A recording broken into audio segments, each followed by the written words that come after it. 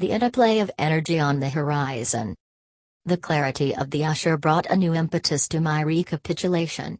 A new mood replaced the old one. From then on, I began to recollect events in my life with maddening clarity. It was exactly as if a barrier had been built inside me that had kept me holding rigidly on to meager and unclear memories, and the usher had smashed it.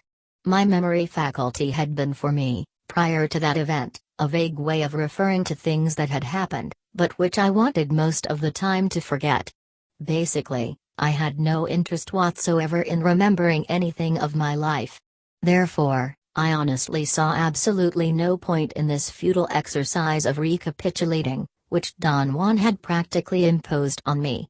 For me, it was a chore that tired me instantly and did nothing but point out my incapacity for concentrating. I had dutifully made, nevertheless, lists of people, and I had engaged in a haphazard effort of quasi-remembering my interactions with them. My lack of clarity in bringing those people into focus didn't dissuade me.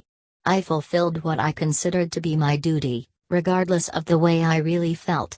With practice, the clarity of my recollection improved, I thought remarkably. I was able to descend, so to speak, on certain choice events with a fair amount of keenness that was at once scary and rewarding. After Don Juan presented me with the idea of the usher, however, the power of my recollection became something for which I had no name. Following my list of people made the recapitulation extremely formal and exigent, the way Don Juan wanted it. But from time to time, something in me got loose, something that forced me to focus on events unrelated to my list, events whose clarity was so maddening that I was caught and submerged in them, perhaps even more intensely than I had been when I had lived the experiences themselves. Every time I recapitulated in such a fashion, I had a degree of detachment which allowed me to see things I had disregarded when I had really been in the throes of them. The first time in which the recollection of an event shook me to my foundations happened after I had given a lecture at a college in Oregon.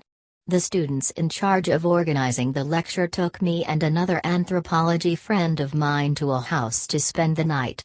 I was going to go to a motel, but they insisted, for our comfort, on taking us to this house. They said that it was in the country, and there were no noises, the quietest place in the world, with no telephones, no interference from the outside world. I, like the fool that I was, agreed to go with them.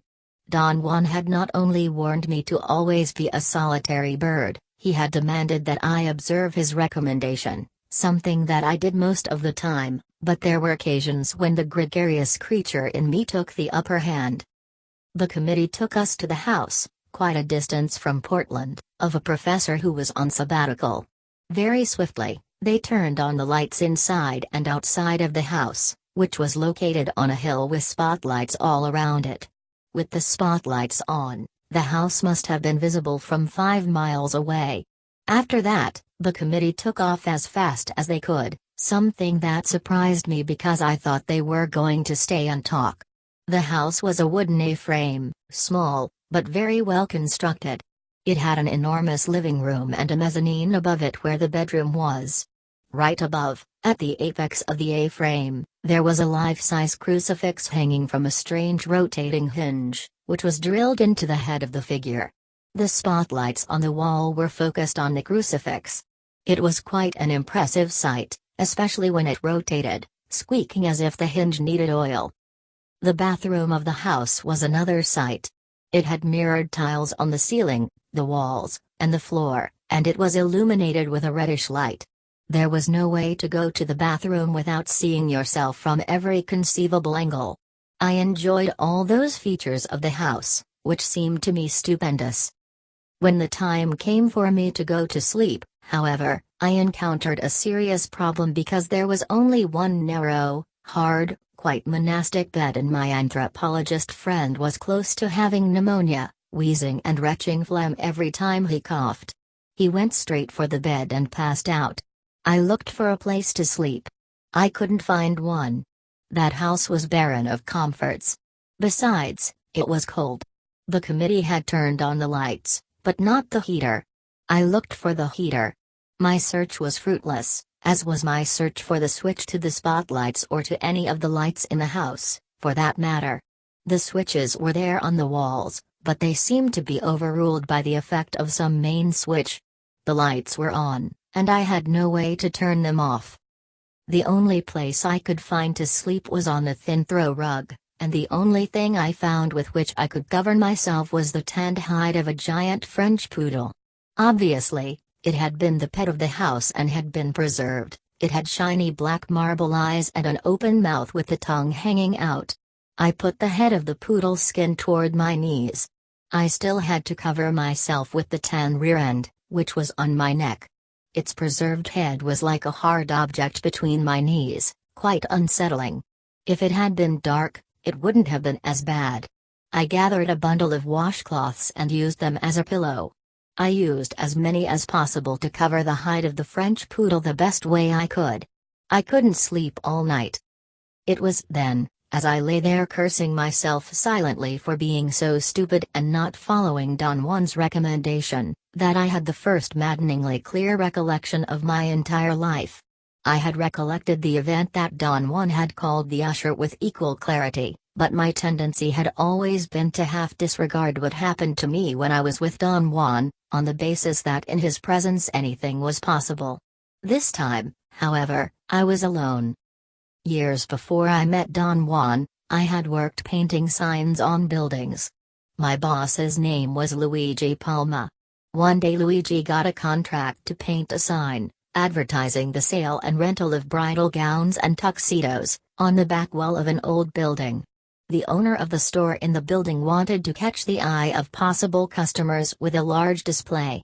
Luigi was going to paint a bride and groom, and I was going to do the lettering. We went to the flat roof of the building and set up a scaffold.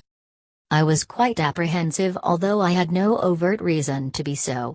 I had painted dozens of signs on high buildings.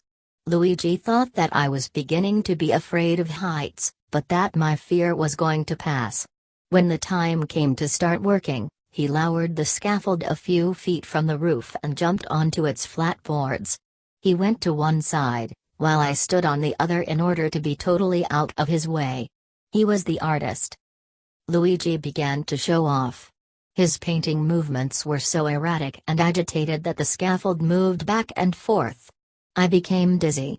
I wanted to go back to the flat roof, using the pretext that I needed more paint and other painter's paraphernalia. I grabbed the edge of the wall that fringed the flat roof and tried to hoist myself up, but the tips of my feet got stuck in the boards of the scaffold. I tried to pull my feet and the scaffold toward the wall. The harder I pulled, the farther away I pushed the scaffold from the wall. Instead of helping me untangle my feet, Luigi sat down and braced himself with the cords that attached the scaffold to the flat roof. He crossed himself and looked at me in horror. From his sitting position, he knelt, weeping quietly as he recited the Lord's Prayer. I held on to the edge of the wall for dear life. What gave me the desperate strength to endure was the certainty that if I was in control, I could keep the scaffold from moving farther and farther away. I wasn't going to lose my grip and fall 13 floors to my death. Luigi, being a compulsive taskmaster to the bitter end, yelled to me, in the midst of tears, that I should pray. He swore that both of us were going to fall to our deaths, and that the least we could do was to pray for the salvation of our souls. For a moment, I deliberated about whether it was functional to pray. I opted to yell for help. People in the building must have heard my yelling and sent for the firemen. I sincerely thought that it had taken only 2 or 3 seconds after I began to yell for the firemen to come onto the roof and grab Luigi and me and secure the scaffold. In reality, I had hung on to the side of the building for at least 20 minutes. When the firemen finally pulled me onto the roof, I had lost any vestige of control. I vomited on the hard floor of the roof, sick to my stomach from fear and the odious smell of melted tar.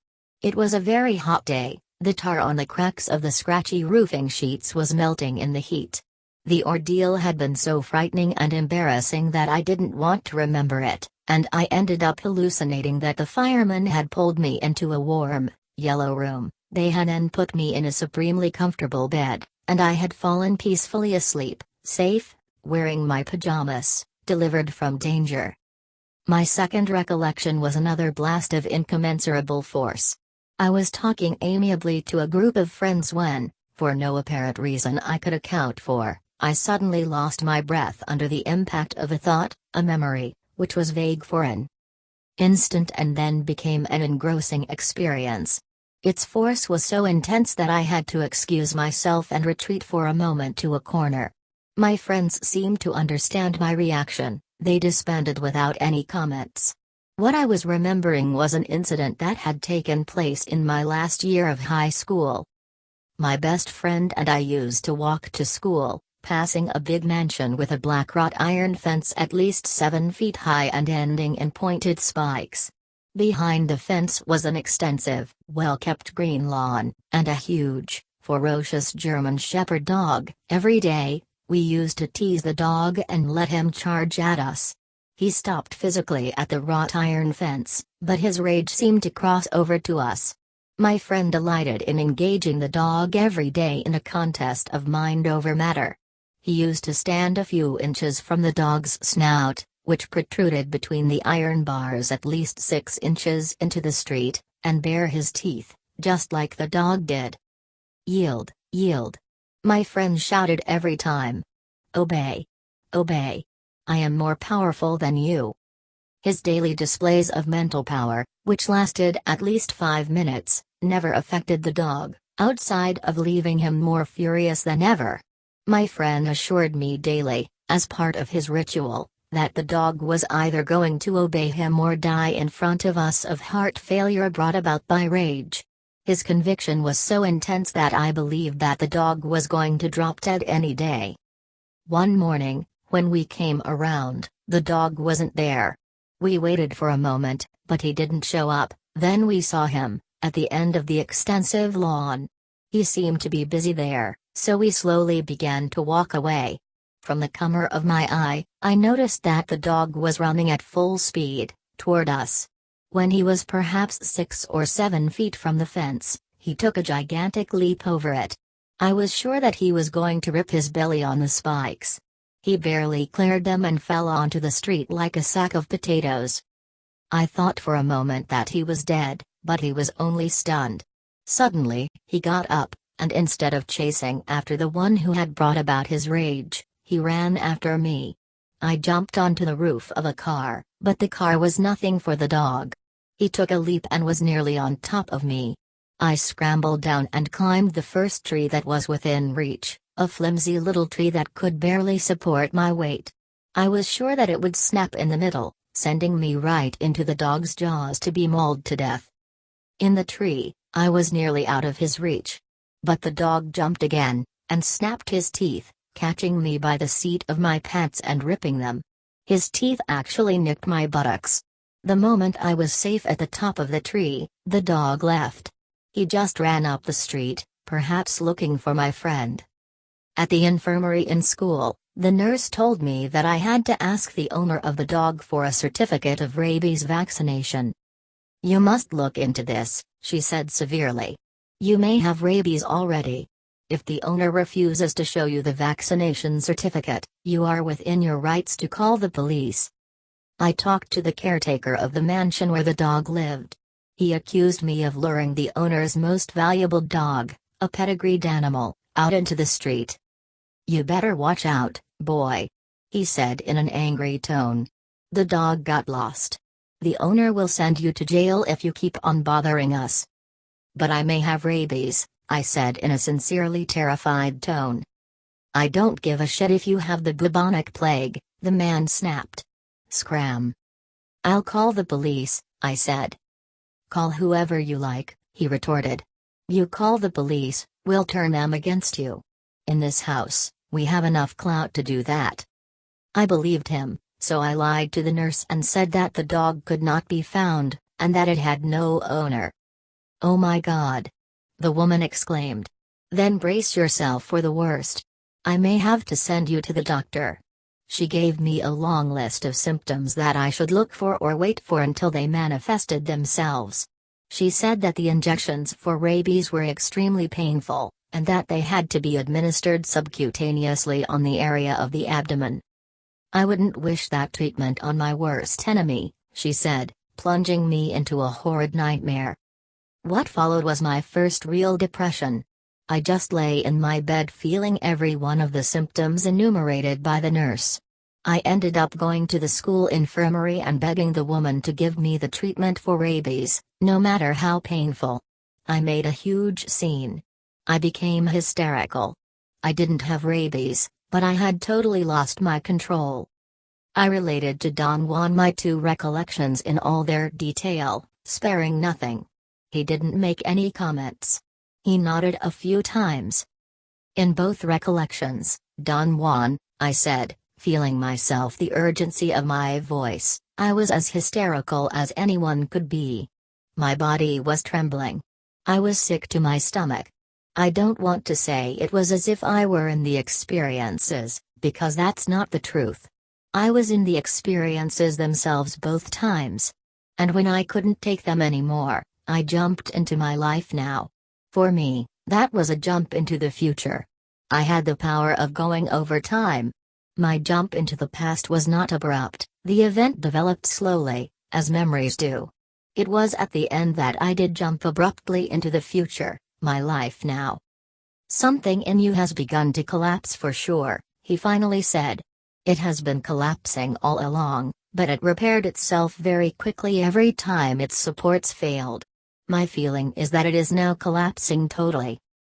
After another long silence, Don Juan explained that the sorcerers of ancient Mexico believed that, as he had told me already, we had two minds, and only one of them was truly ours.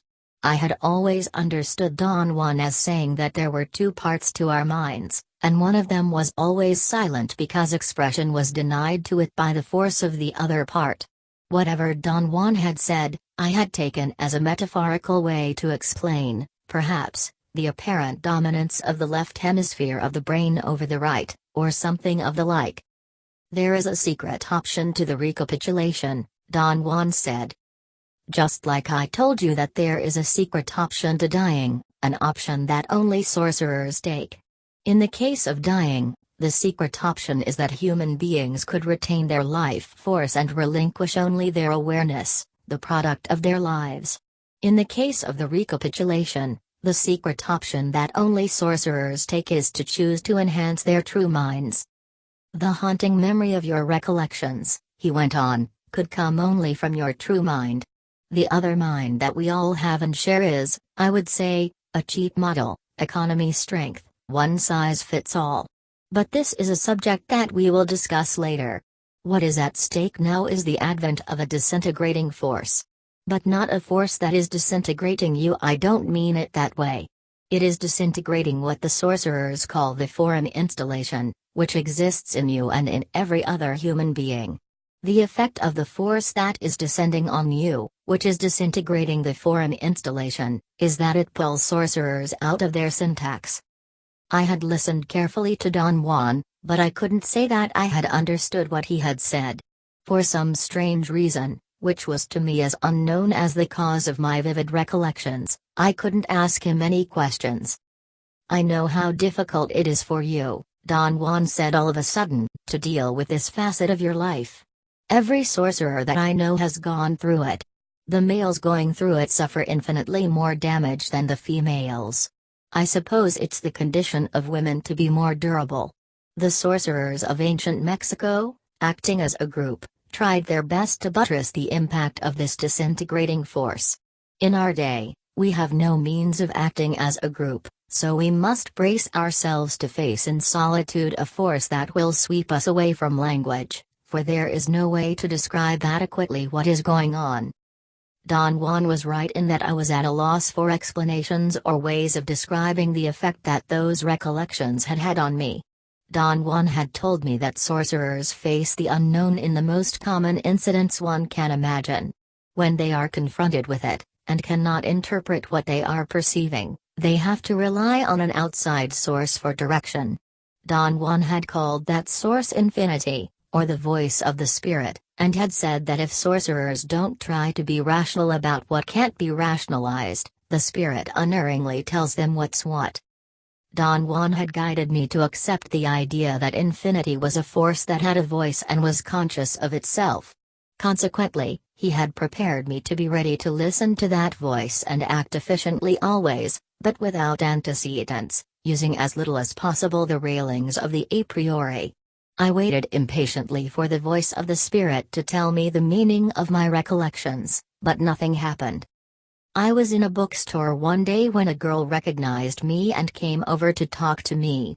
She was tall and slim, and had an insecure, little girl's voice. I was trying to make her feel at ease when I was suddenly accosted by an instantaneous energetic change. It was as if an alarm had been triggered in me, and as it had happened in the past, without any volition on my part whatsoever, I recollected another completely forgotten event in my life. The memory of my grandparents' house flooded me. It was a veritable avalanche so intense that it was devastating, and once more, I had to retreat to a corner. My body shook, as if I had taken a chill. I must have been 8 years old. My grandfather was talking to me. He had begun by telling me that it was his utmost duty to set me straight. I had 2 cousins who were my age, Alfredo and Luis. My grandfather demanded mercilessly that I admit that my cousin Alfredo was really beautiful. In my vision, I heard my grandfather's raspy, constricted voice. "Alfredo doesn't need any introductions," he had said to me on that occasion. "He needs only to be present and the doors will fly open for him because everybody practices the cult of beauty. Everybody likes beautiful people. They envy them, but they certainly seek their company. Take it from me. I am handsome, wouldn't you say?" I sincerely agreed with my grandfather. He was certainly a very handsome man, small-boned, with laughing blue eyes and an exquisitely chiseled face with beautiful cheekbones. Everything seemed to be perfectly balanced in his face, his nose, his mouth, his eyes, his pointed jaw. He had blonde hair growing on his ears, a feature that gave him an elf-like appearance. He knew everything about himself, and he exploited his attributes to the maximum. Women adored him, first, according to him, for his beauty, and second, because he posed no threat to them.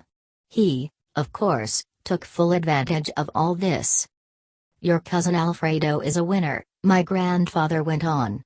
"He will never have to crash a party because he'll be the first one on the list of guests. Have you ever noticed how people stop in the street to look at him, and how they want to touch him? He's so beautiful that I'm afraid he's going to turn out to be an asshole, but that's a different story. Let us say that he'll be the most welcome asshole you have ever met."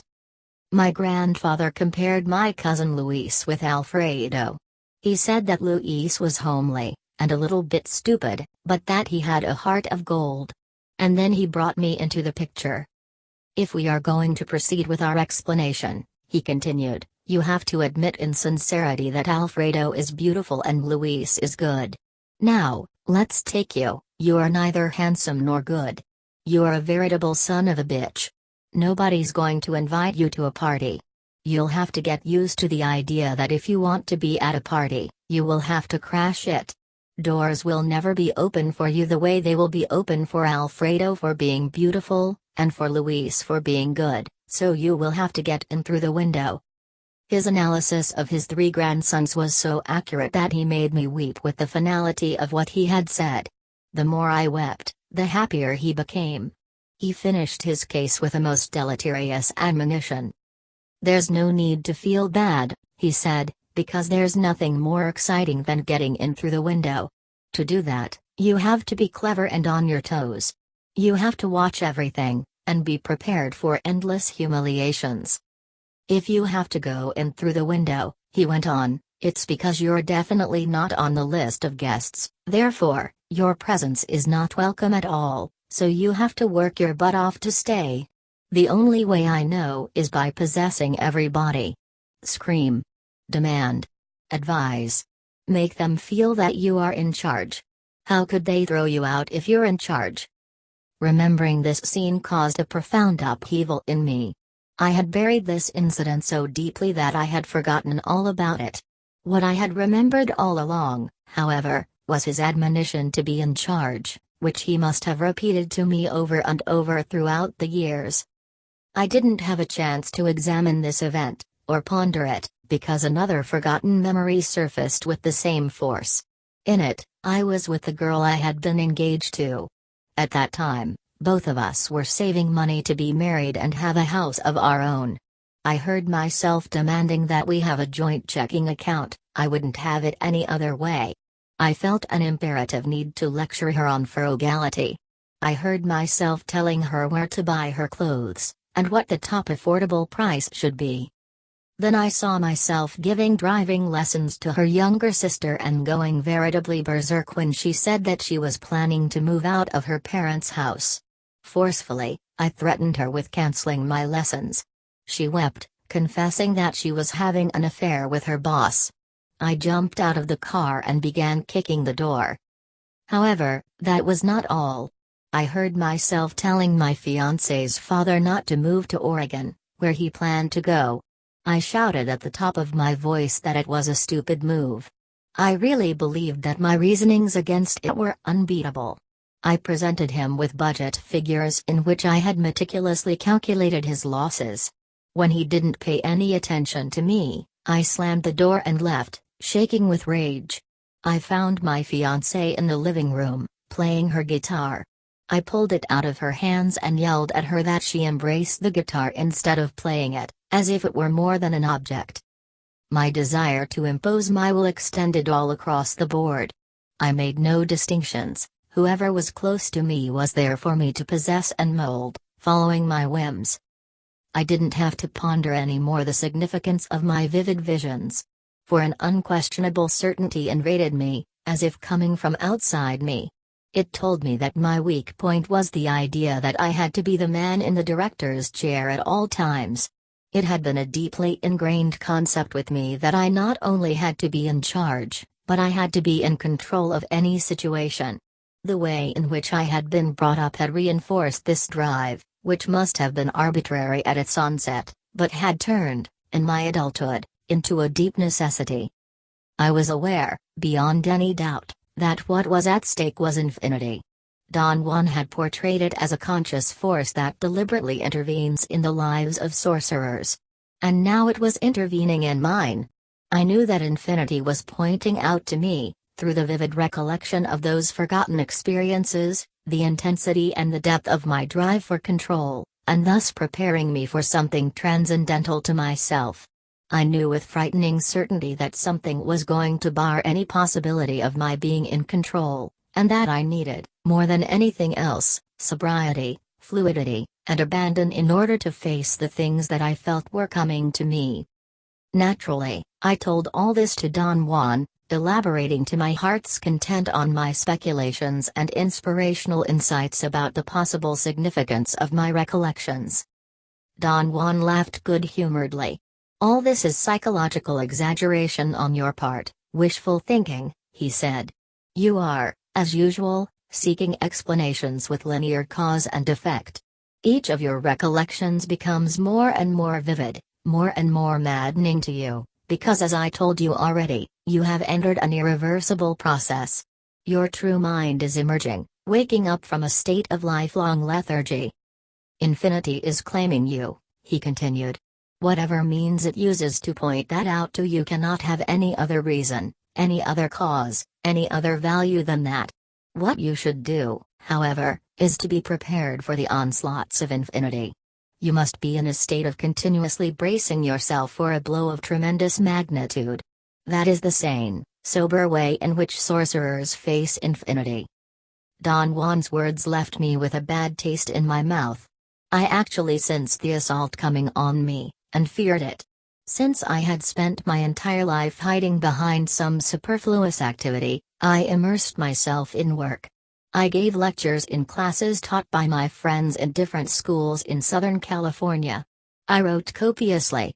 I could say without exaggeration that I threw dozens of manuscripts into the garbage can because they didn't fulfill an indispensable requirement that Don Juan had described to me as the mark of something that is acceptable by infinity. He had said that everything I did had to be an act of sorcery. An act free from encroaching expectations, fears of failure, hopes of success. Free from the cult of me, everything I did had to be impromptu, a work of magic where I freely opened myself to the impulses of the infinite.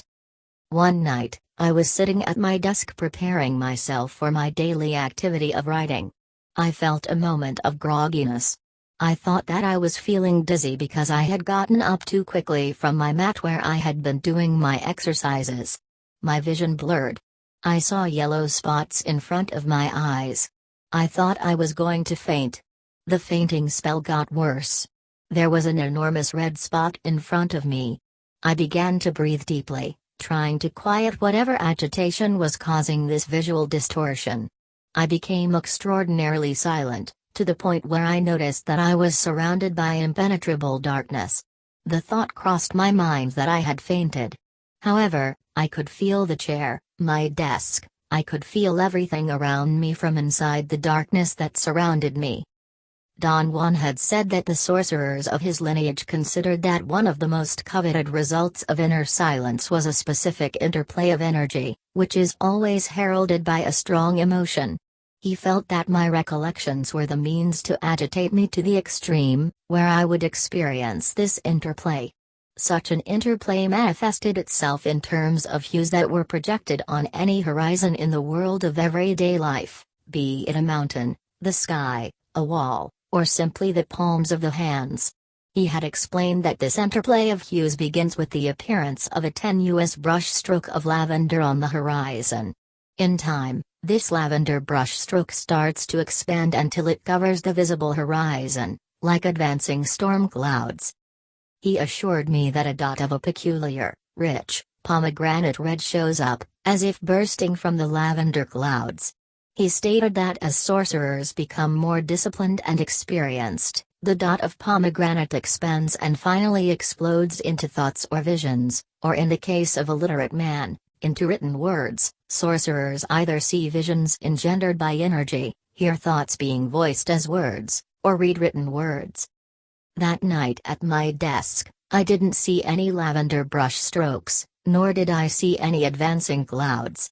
I was sure that I didn't have the discipline that sorcerers require for such an interplay of energy, but I had an enormous dot of pomegranate red in front of me.